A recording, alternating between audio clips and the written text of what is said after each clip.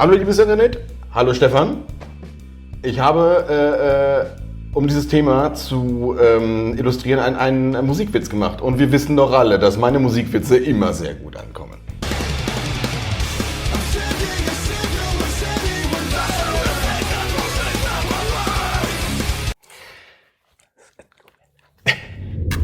Es geht um Signale. Signale sind... Empfängst du meine Signale, was deine Musikwitze betrifft?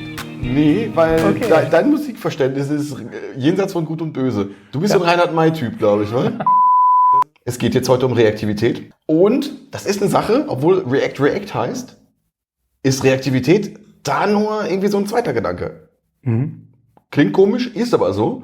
Und gucken wir uns das doch mal an. Wie sieht ein Counter in React aus? Wir haben jetzt hier so eine kleine, eine kleine Komponente, die gibt irgendwie so ein paar Buttons zurück.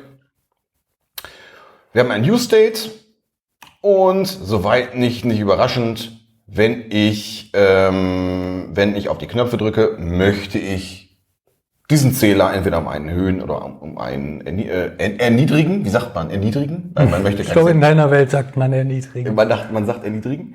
Und ja, ich zeige den Wert auch an. Und ich möchte natürlich auch sehen, wie oft wird das gerendert. Ja. Das ist, ihr wisst das da draußen schon. Ihr wisst das schon. Aber für den Stefan, ich mache das alles nur für den Stefan. Gucken wir uns das mal an. Und hier haben wir unsere Anwendung. Wir haben die nur aufgerufen und zack, in unserer Konsole steht Rendering. Ja. Jetzt drücken wir mal auf so ein Knöpfchen hier. Und da steht nochmal Rendering. Das heißt, bei jedem Ändern, bei jedem Set-State wird diese Komponente neu gerendert. Das ist soweit okay, das kann man so tun. Aber manchmal wundern wir uns schon, weswegen wird diese Komponente neu gerendert? Wir haben letztens doch über so einen Use-Effekt geredet. Das ist so ein bisschen, manchmal ein bisschen magisch, manchmal auch ein bisschen doof. Und jetzt, halte ich fest, sitzt du? Ich sitze. Du sitzt, ja, okay. Jetzt kommen Signale. Signale sind ein Programmierkonzept, die ich zum ersten Mal mit Solid.js kennengelernt habe. Haben wir auch schon mal eine Folge drüber gemacht, verlinken wir euch.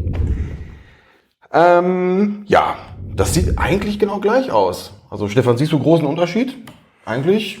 Sieht sehr ähnlich aus. Nur, dass ich jetzt createSignal statt einem State benutze. Genau, richtig. Also im Großen und Ganzen, und mein State-Handling geht jetzt über ein Signal und ich habe eigentlich hier, mache ich das Gleiche.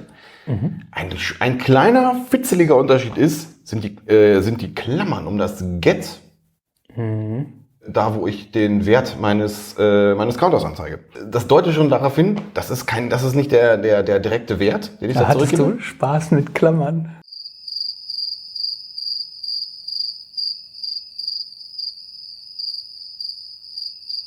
Ich finde alleine raus.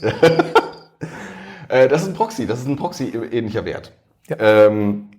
Und jetzt ist es so, wenn wir uns mal angucken, wir loggen auch wieder raus, dass ein Rendering stattfindet. Und der erste Zustand ist ähnlich. Also ich mache die Anwendung auf, es wird gerendert. Jetzt drücke ich auf den Knopf und jetzt passiert Wunderbares, es wird nicht neu gerendert.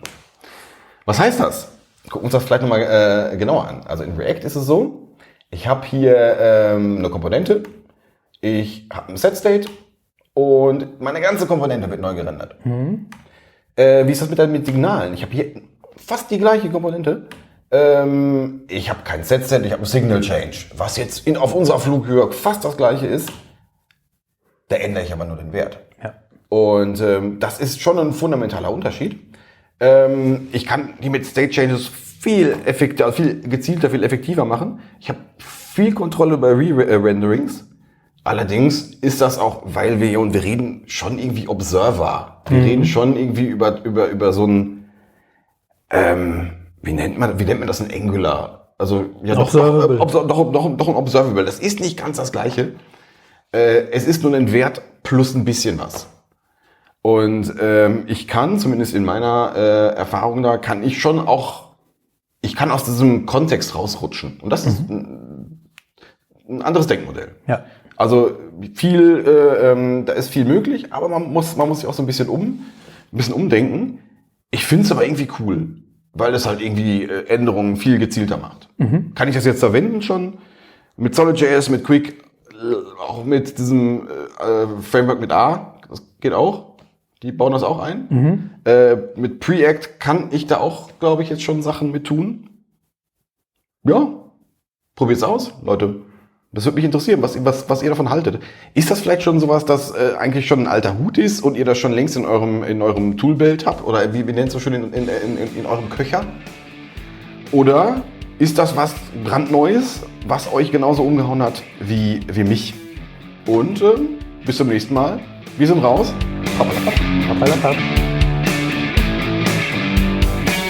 Es geht für uns auch darum, Es geht es geht um Profis. Ja. Das ist eben keiner. Das ist kein Profi. Ja.